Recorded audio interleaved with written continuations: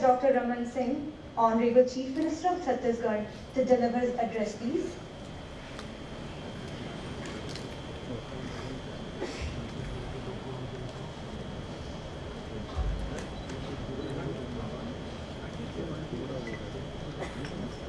माननीय राष्ट्रपति श्री प्रणब मुखर्जी जी, माननीय राज्यपाल श्री बलराम दास टंडन, माननीय सांसद श्री रमेश बैस जी, माननीय उच्च शिक्षा तकनीकी शिक्षा मंत्री श्री प्रेम प्रकाश पांडे जी, IIM रायपुर शासी मंडल के अध्यक्ष श्री हरियस भरतिया जी, IIM रायपुर शासी मंडल सोसाइटी के सभी सदस्यगण, IIM रायपुर के निर्देशक प्रोफेसर PS सहाय तथा समस्त सहयोगीगण, अभिभावकगण, पत्रकार बंधु, छात्र छात्राएं, गणमान्य नागरिकगण, आज ये गौरवशाली क्षण और इस गर्वमय आयोजन में आप सभी का अभिनंदन।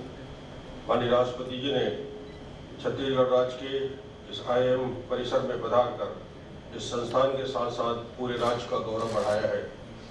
जिन छात्र छात्राओं को आज राष्ट्रपति जी के हाथ उपाधि मिल रही है, उनके लिए आज का दिन जीवन का सबसे महत्वपूर्ण और यादगार क्षण रहेगा, जो शायद कभी भूलेंगे नहीं। नए छात्रों के लिए, इस परिसर के लिए, बल्कि पूरे छत्तीसगढ़ के लिए आज का ये गौरवशाली क्षण है, जब महामहिम राष्ट्रपति जी की गर्भ में उपस्थिति, उनका स्नेह, उनका आशीर्वाद और छत्तीसगढ़ के प्रति वर्षों से मैं देख रहा हूँ उनका जो एक आशीर्वाद मिलता रहा है, और आज उनका प्रेरणादायी हमें मार्गदर्शन मिलेगा। हम उनके इस स्नेह के लिए सदैव उनके ऋणी रहेंगे। आपके हृदय में छत्तीसगढ़ के लिए स्नेह सदैव बना रहे और आपका मार्गदर्शन हमेशा मिलता रहे। छत्तीसगढ़ अपने समृद्ध गुणवत्ता युक्त संसाधनों के कारण देश में एक विशिष्ट स्थान रखता है। संसाधनों के युक्त उपयोग के लिए ऐसे शिक्षित दीक्षित मानव संसाधन की जरूरत होती है, जो हमारे संसाधन का वैल्यू एडिशन करे। इस क्रम में प्रौद्योगिकी कौशल का महत्व सर्वोपरि है। छत्तीसगढ़ की राजधानी रायपुर में 2010 में भारतीय प्रबंध संस्थान की स्थापना से राज्य में मानव संसाधन विकास के एक नए युग की शुरुआत हुई है। आज IIM रायपुर की चौथी बैच के स्नातकों को अपनी पढ़ाई सफलतापूर्वक पूर्ण करने की मान्यता जिस गौरवशाली समारोह में मिल रहा है, यह उनके लिए परम सौभाग्य का विषय है। मुझे यह कहते हुए काफी गौरव की अनुभूति हो रही है कि IIM रायपुर ने अल्प समय में ही देश में अत्यंत महत्वपूर्ण उपस्थिति दर्ज कराई है। प्रबंधन की महत्ता को अब सारी दुनिया समझने लगी है, चाहे वो व्यक्तिगत जीवन की बात हो, संस्थाओं की या सरकारों की। हर ओर कुशल प्रबंधन ही सफलता का मूल मंत्र है। आपके सामने सबसे बड़ी चुनौती ऐसी प्रचलित परिपाटियों को तोड़ने की है, जिसके चलते उत्पादकता प्रभावित होती है। न्यूनतम लागत पर सर्वोच्च उत्पादन की चुनौती हर क्षेत्र में यथोचित प्रबंधन क्षमता का इंतजार कर रही है। सेवाओं से संतुष्टि का उच्चतम स्तर तथा जीवन स्तर पर निरंतर प्रगति का एहसास ही समाज को अपनी उपलब्धियों का एहसास कराता है। मैंने सरकारी कामकाज में प्रबंधन की भूमिका निर्धारित करने के लिए जब पहली बार मुख्यमंत्री के रूप में मैं और मेरे मंत्रीगण इंडियन स्कूल ऑफ बिजनेस में जाकर 3 दिन वहाँ रह के बहुत कुछ सीखने का अवसर मिला। ये सीखने की प्रक्रिया निरंतर चलती रही। आज मैं कहूँ कि मुझे 10 साल, 11 साल, 12 साल हो गए मुख्यमंत्री के रूप में, पर आज भी मैं सोचता हूँ कि मैं छात्र की तरह, स्टूडेंट की तरह रोज कुछ न कुछ नए सीखने की कोशिश में रहता हूँ। और फिर हम कैपेसिटी बिल्डिंग के लिए IIM अहमदाबाद जाने की हमारी तैयारी है। पूरे मंत्रिमंडल के साथी, सीनियर हमारे अफसर सब वहाँ जाएंगे, क्योंकि दुनिया में रोज बदलाव आ रहा है। 21वीं सदी के इस दौर में जब नई तकनीक का उपयोग करके विकास की उस परिकल्पना को हम साकार करना चाहते हैं, और उसके लिए हम अपने आप को भी तैयार करें, और इस तैयारी में हम लोग भी जुड़े रहते हैं।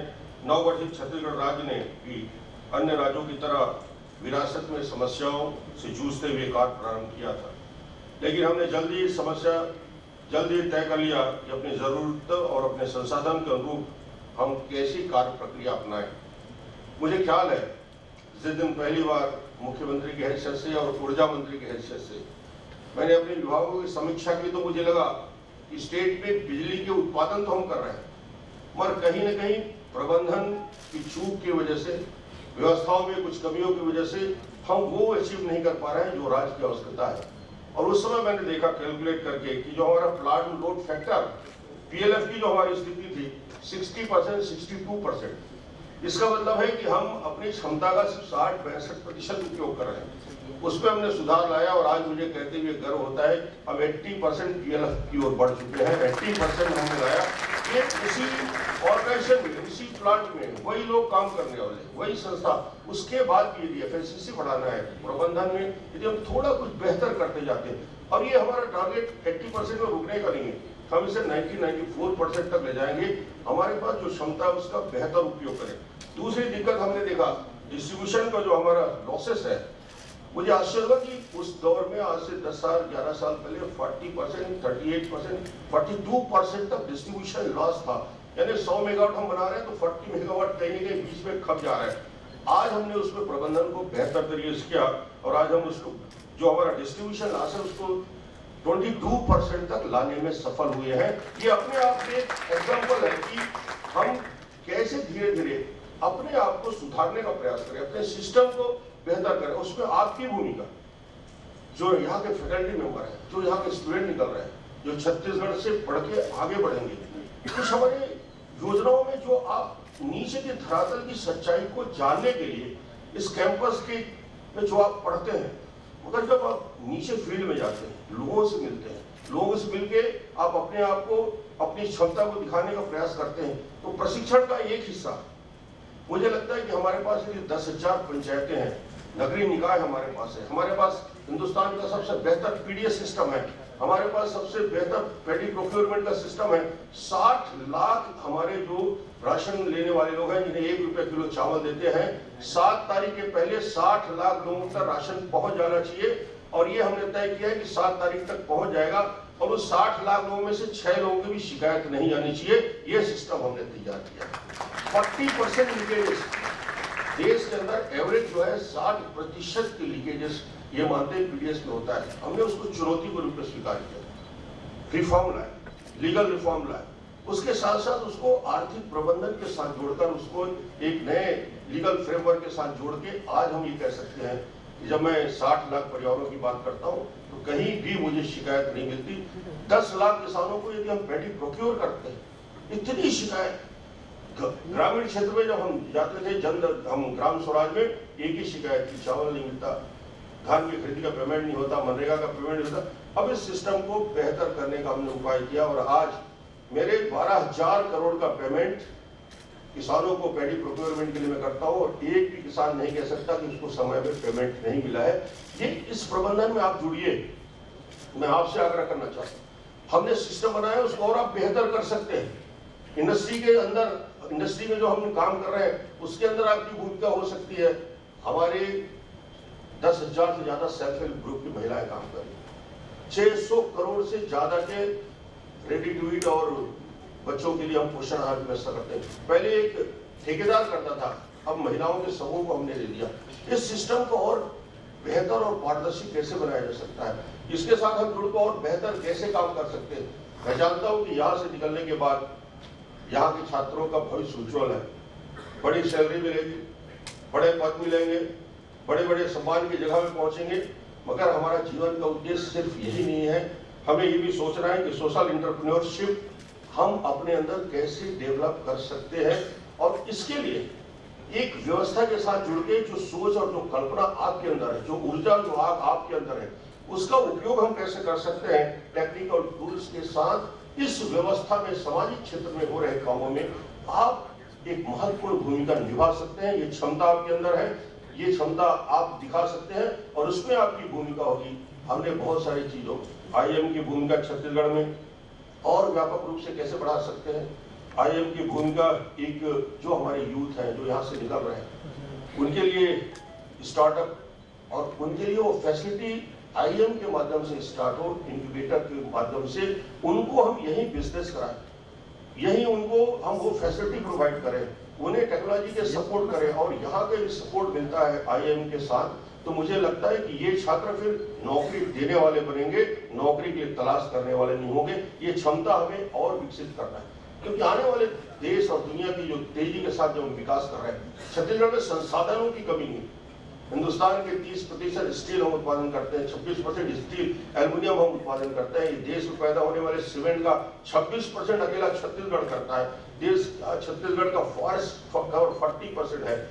तो हम अपने संसाधनों को हम देश में 12 5-year प्लान और इसमें हमारी जो कार्य योजना बनी है, आने वाले 4 साल के अंदर हम एडिशनल 10,000 मेगावाट पावर जनरेशन की ओर जा रहे हैं। तो ये स्टेट आने का हिंदुस्तान का सबसे विकसित राज्य होगा, सबसे डेवलप राज्य होगा। आप यहाँ से निकल के छत्तीसगढ़ को जो पलट के देखेंगे तो गौरव करेंगे कि इस छत्तीसगढ़ से मैंने IIM की यहाँ से उपाधि ली है। और ये अवसर आपको मिलेगा इस छत्तीसगढ़ के नीति से जुड़ने का, यहाँ से जुड़ने का अवसर मिला है। आपने यहाँ पे समय निकाला है, यहाँ परिश्रम किया है छत्तीसगढ़ के अंदर। और इस कैंपस के बारे में जब बात कर रहे थे, मुझे बहुत खुशी हो रही थी कि जब भरतिया जी और साया जी से मैं बात कर रहा था, तो उन्होंने कहा जो हमारा नया रायपुर है और नया रायपुर में जो 200 एकड़ का कैंपस जो डेवलप हम कर रहे हैं, तो बोले इसको हम वर्ल्ड क्लास बनाएंगे। मैंने कहा हमारा कैपिटल 20वीं सदी का 21वीं सदी का पहले राजधानी है जो दुनिया का सबसे बेहतर है, तो IIM का परिसर भी हिंदुस्तान का सबसे बेहतर बनना चाहिए, ये हम तय करें। और मैंने कहा 3 साल नहीं, जब हम प्रबंधन की बात करते हैं, IIM में खड़े होकर बात करते हैं, तो हम इसको साबित करें कि बेहतर प्रबंधन से 2 साल में ही इस बिल्डिंग को हम पूरा कर सकते हैं। क्योंकि राष्ट्रपति जी आज हमारे बीच आए, उनका आशीर्वाद मिलेगा, उनका मार्गदर्शन मिलेगा। मैं तो आप सबको शुभकामना देने आया हूँ, अपनी ओर से बधाई देने आया हूँ। हम बेहतर तरीके से आने वाला कल हमारा है, आने वाला कल छत्तीसगढ़ का है, आने वाला कल हिंदुस्तान के नवयुगों का है। मेक इन इंडिया के साथ साथ एक नई परिपाटी के साथ न केवल IIM बल्कि हमारे इंजीनियर्स, हमारे डॉक्टर्स, ये नई पीढ़ी के लोग मिलकर नए प्रयोग और नए दिशा में जाने का हम काम करेंगे। तो निश्चित रूप से आप जो यहाँ से सीख के जा रहे हैं उसका उपयोग हम छत्तीसगढ़ में भी करना चाहते हैं। छत्तीसगढ़ की योजनाओं में आपको जोड़ना चाहते हैं, छत्तीसगढ़ की कार्य योजना में आपकी भागीदारी बढ़ाना चाहते हैं। यहाँ की जो फैकल्टी है उनके साथ बैठकर हमारे इंडस्ट्री के लिए, हमारे दूसरे जो नई योजनाएं हम जब क्रियान्वयन कर रहे हैं उसके साथ उसको बेहतर धरती पे हम उसका कैसे क्रियान्वयन कर सकते हैं, आपके साथ बैठ के कर सकते हैं। आज तो मैं शुभकामना देने आया हूँ आप सबके उज्जवल भविष्य के लिए, और आप और बेहतर तरीके से जाकर अपने जीवन में सफल हो। हम सबकी ढेर सारी शुभकामनाएं।